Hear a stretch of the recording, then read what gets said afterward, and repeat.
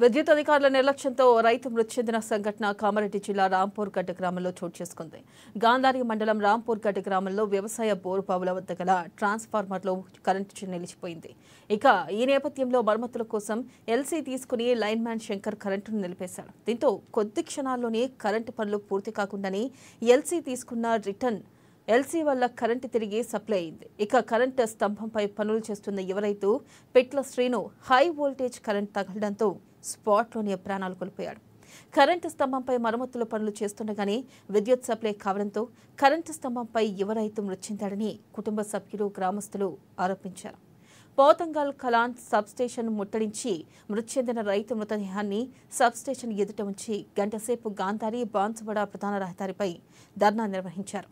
ఇక మృతి చెందిన యువ రైతు కుటుంబాన్ని ఆర్థికంగా ఆదుకోవాలంటూ కుటుంబ సభ్యులు, గ్రామస్తులు డిమాండ్ చేశారు.